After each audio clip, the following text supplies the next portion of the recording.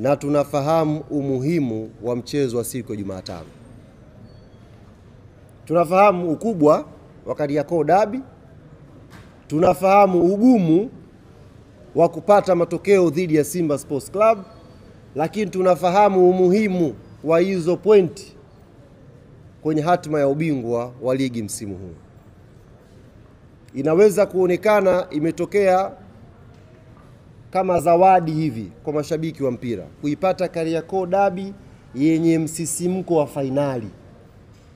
Hii itokee kwenye ligi nyingine. Unapata Kariakoo Derby alafu ina msisimko wa fainali, kwamba atakayechapika hapo ndio shughuli yake na kuwa imemalizika. Lakini bahati nzuri sisi Yanga tuna faida hizi, maana ili tusilisahau. Muhimu sana hili. Maana nimemwona juzi mtu fulani anaongea kwa masikitiko kweli kwamba wenzetu tunajua wanatafuta sare, wanafanyaje? Tulitengeneza mazingira ya kupata sare tusaidie. Sio mbaya, ni ya kwetu hiyo sare. Sisi Yanga Mungu ametujalia tunafika Jumatano, tuna option hizo. Yaani wakati wenzetu wakitafuta endorsement 3 za ubingwa, sisi hata endorsement 1 tunachukua uchampioni. Kwa sisi tunakwenda kwenye hii mechi akili yetu ikituambia kwamba pointi 1 au pointi 3 zitamfanya Yanga Afrika awe bingwa. Na tunafahamu wenzetu pointi 3 zitawafanya wao mabingwa.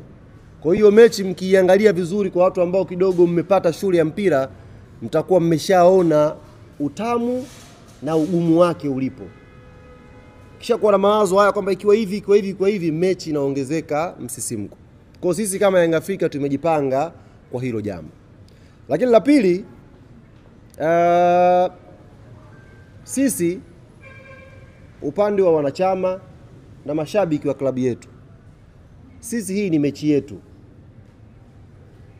Ni mechi yetu kikanuni of course kama inavyoelekezwa kwenye ratiba ya bodi, lakini ni mechi yetu kwa sababu inakwenda kuamua hatima yetu ya kutetea ubingwa wetu wa NBC msimu huu.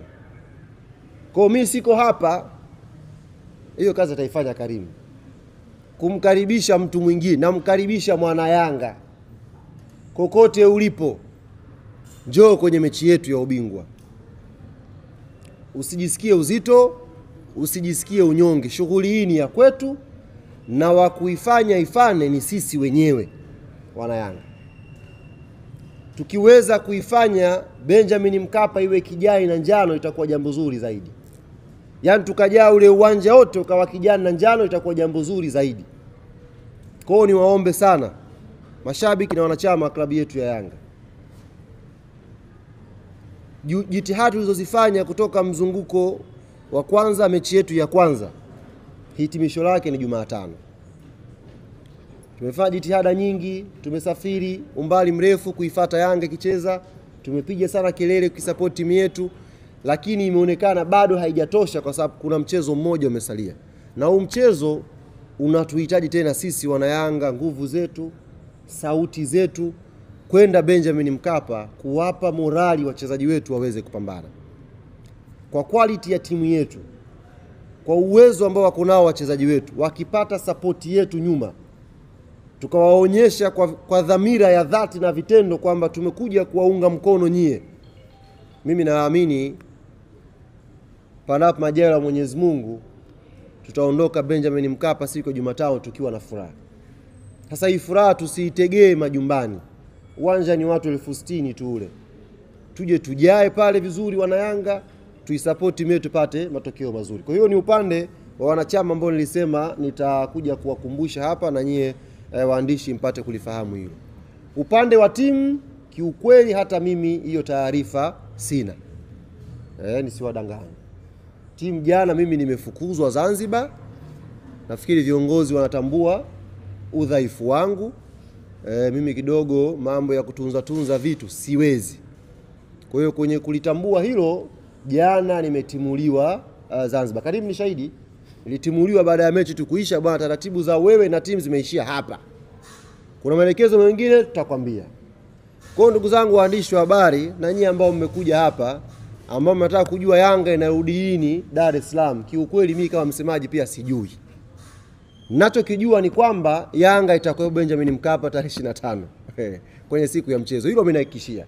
Taratibu nyingine watafanya hapa mazoezi, watarudi lini, Wanarudi na nini? Kiukweli mwenyewe nimefichwa, sijui chochote. Walichonihakikishia kwamba akawaambie waandishi, kawaambie na wanachama, tarehe 25 Yanga itakuwa wapi? Benjamin Mkapa. Karibu nimalize. Kama kuna swali tuulize.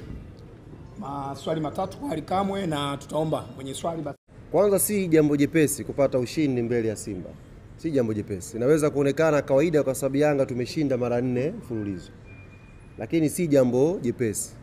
Ni jambo gumu. Hata mechi ya mwisho ambayo tulipata ushindi, ilibidi wana Yanga tumsubiri Kevin Kijili afanye jambo lake. Kama watampanga tena, basi huenda tukawa tuna uhakika wa kupata, maka tunatafuta sare akatufanyia ihsani nyingine akaweka. Maana ni jambo la, maana hata mechi ya mwisho tulihangaika sana kushinda ile mechi, hatukuweza kushinda.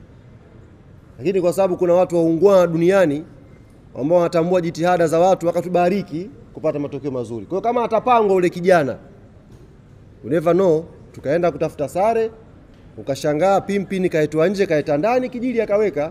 Kwa hiyo tunasubiri ihsani, ikitokea kama hiyo tutaikataa, tutaipokea. Ila si jambo jepesi kuwafunga Simba. Ni jambo gumu, lakini tunalifanya kwa maandalizi mazito, maandalizi ya umakini mkubwa, na ndio maana tunafanikiwa kupata matokeo mazuri. Kwa hiyo sisi hatuachi kutaja kwamba sare inatupa ubingwa, kwa sababu sio dhambi. Kwa hiyo tunajua wenzetu wao watakuja kutafuta tu ushindi, pointi 3. Sasa sisi hatuwezi kwenda pale kama kuku ambaye amekatwa kichwa. Kwa maana wewe lazima uangalie mechi inaanzia kwenye kupanga. Unataka upate nini? Unachokipanga ndicho unakwenda ukifanyia kazi. Kwa hiyo mipango yetu inaanzia kwenye kutazama possibility. Matokeo yakiwa hivi inakuaje? Matokeo yakiwa hivi inakuaje? Kwa hiyo kwenye hii mechi matokeo aina mbili ni favor kwa Yanga, matokeo ya kufungwa ni favor kwa mpinzani. Kwa hiyo sisi tunajiandaa kwenye haya matokeo mawili. Aidha sare au tupate matokeo mazuri inshallah. Asante. Swali la pili.